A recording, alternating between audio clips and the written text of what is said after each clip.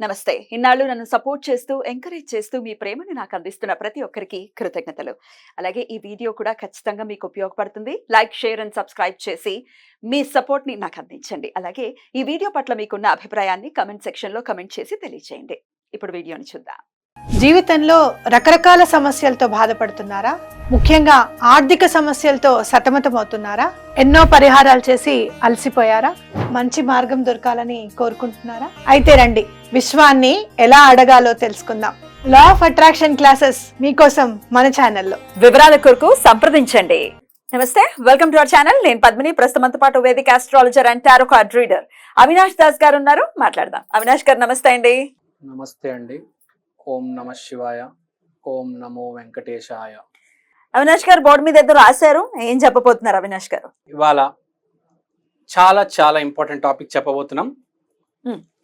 తిథులు.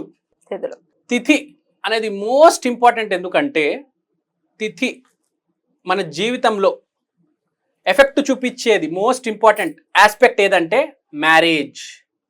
గుర్తుపెట్టుకోండి, మీరు ఏ నంబర్ మీద పుట్టారు, మీ డెస్టినీ నంబర్ ఏంటి, అలానే మీ తిథి అనేది మీ మ్యారేజ్. 100కి 99% మీ మ్యారేజ్ మీద ఎఫెక్ట్ చూపించేది తిథి అనేది గుర్తుపెట్టుకోండి ఫస్ట్. పుట్టుకుని మీద కూడా ఎఫెక్ట్ ని చూపిస్తుంది కదా. ఏ తిథిలో పుట్టాం, ఏ తిథిలో పుట్టాము అది ఎఫెక్ట్ చూపిస్తుంది. కానీ లైఫ్ మొత్తంలో అసలు మీ మ్యారేజ్ ఎలా ఉంటది, మీ మ్యారేజ్ ఎలా ఉంటే తిథి బట్టి చెప్పవచ్చు. అంటే ఏ తిథిలో పెళ్ళయింది దాన్ని బట్ట కాదు, మీరు ఏ తిథిని పుట్టారు. అదే అంటున్నా నేను. ఇప్పుడు ఫర్ ఎగ్జాంపుల్ నేనున్నానండి, నేను త్రయోదశి రోజు పుట్టాను. నా మ్యారేజ్ లైఫ్ శివ పార్వతి లాగా చాలా సక్సెస్ఫుల్ గా ఉంటుంది. అలా తెలుసుకోవచ్చా? యా, డైరెక్ట్ తిథి బట్టి చెప్పవచ్చు. జనరల్ గా మీ జాతక చక్రంలో ఏదైతే ఉంటుందో కర్మ అది వేరు. నేను బేసిక్ గా జనరల్ గా చెప్తున్నా. మీ జాతకం గనక పాజిటివ్ ఉందంటే చాలు, బీటా పాజిటివ్ అంటారు కదా, హ్యాపీగా వెళ్ళిపోతుంది. సో ఫస్ట్ మనం తిథులు చూద్దాం. 15 తిథులు. మొదటిది పాడ్యమి తిథి. అగ్నిదేవత పరిపాలిస్తున్నారు, అధిదేవత ఆ తిథికి. తర్వాత రెండో తిథి విద్య. బ్రహ్మ అధిపతి. మీకు తెలుసు, బ్రహ్మ అంటే బేసిక్ గా సరస్వతితో చాలా హ్యాపీగా ఉంటారు. మంచి తిథి.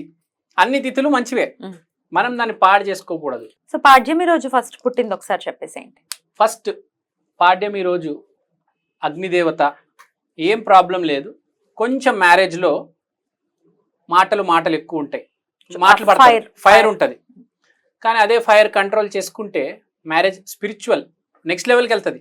హోమంలో కూడా అది అగ్ని కదా వాడేది, హోమం మంచి చేస్తుంది. అలానే మాటని కంట్రోల్ పెట్టుకుని పాజిటివ్గా పెడితే చాలా గొప్పగా ఉంటుంది మ్యారేజ్. తర్వాత ఆ రోజు పుట్టిన వాళ్ళ జీవితం కూడా బాగుంటుంది. బేసిక్గా ప్రాబ్లం ఏం లేదు. అగ్ని మంచి దేవత, మంచి చేసే దేవత. చెడు జరగాలని ఎప్పుడు అనుకోడు అతను, ఎప్పుడైనా మంచినే చేస్తాడు. తర్వాత మనం రెండో తిథి విద్య. అధిపతి బ్రహ్మ కాబట్టి ఏం ప్రాబ్లం లేదు. ప్లస్ పుట్టిన వాళ్ళ జీవితం కూడా చాలా బాగుంటుంది బ్రహ్మలాగా. కానీ బ్రహ్మ కొంచెం పరువు ప్రాబ్లం వచ్చింది, పరువు ప్రతిష్ట కొంచెం అది చూసుకోవాలి. ఆ ప్రాబ్లం రావచ్చు. ఎస్పెషల్లీ మ్యారేజ్లో లేడీస్ విషయంలో కొంచెం జాగ్రత్తగా ఉండండి. అలా అందరు చేస్తారని చెప్పట్లేదు. ఎవరిదైతే ఆ తిథి పాడైపోతుందో విద్య అనేది, వాళ్ళకి పాడు చేసుకోకుండా జాగ్రత్తగా బ్రహ్మ ఆరాధన చేస్తే చాలా బాగుంటుంది. తర్వాత మూడో తిథి తది చూసుకుందాం. గౌరీదేవి ఆదిదేవత. అద్భుతమా, మహా అద్భుతం. 3వ నంబర్ అంటేనే బ్యూటిఫుల్ నంబర్. దాని మించి గౌరీదేవి వచ్చింది, సూపర్ డూపర్. అసలు చాలా బాగుంటుంది. అసలు ఆలోచించే అవసరమే లేదు. గౌరీ అంటే మళ్ళీ మూన్ కాబట్టి, మూన్ ప్లస్ జూపిటర్ గజకేసరి యోగం, విపరీతమైన రెస్పెక్ట్ ఉంటది సొసైటీలో. తర్వాత చవితి. గణేష అస్సలు చెప్పాల్సిన అవసరం లేదు. ఆయన ఏంటో, ఆయన లీలలేందో, అసలు మ్యాజిక్, మాయ జరుగుతుంది. అమ్మా నాన్నతో కావచ్చు, భార్యతో కావచ్చు, సూపర్ ఉంటుంది. జీవితం కూడా చాలా బాగుంటుంది. చవితి రోజు పుట్టినాడు అద్భుతం. అసలు మ్యారేజ్ లైఫ్ కూడా చాలా బాగుంటుంది. తర్వాత పంచమి. నాగేంద్రుడు. నాగేంద్రుడు అంటే ఫస్ట్ మనకు గుర్తుకొచ్చేది ప్యాషన్. ఒక ప్యాషన్ ఉంటుంది నాగేంద్రుడికి.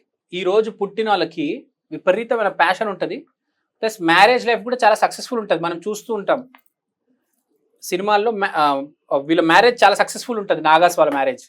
సో ఏం భయపడాల్సిన అవసరం లేదు. అసలు చాలా మంది అయితే ఏమంటారంటే పంచమి, ఏకాదశి, త్రయోదశి ఈ తిథులే మంచివి అంటారు. చాలా మంచివి, మిగతా అన్ని మంచివే, ఇవి చాలా మంచివి అంటారు. చాలా మంచి తిథి, చాలా గొప్పగా ఉంటుంది, అద్భుతం, నో నీడ్ టు వరీ. తర్వాత షష్ఠి, కార్తికేయ. కొంచెం కష్టపడాల్సి వస్తుంది జీవితంలో, తెలుసు కదా కార్తికేయ స్టోరీ మీకు. కొంచెం కష్టపడాల్సి వస్తుంది, కానీ జీవితం చాలా బాగుంటుంది.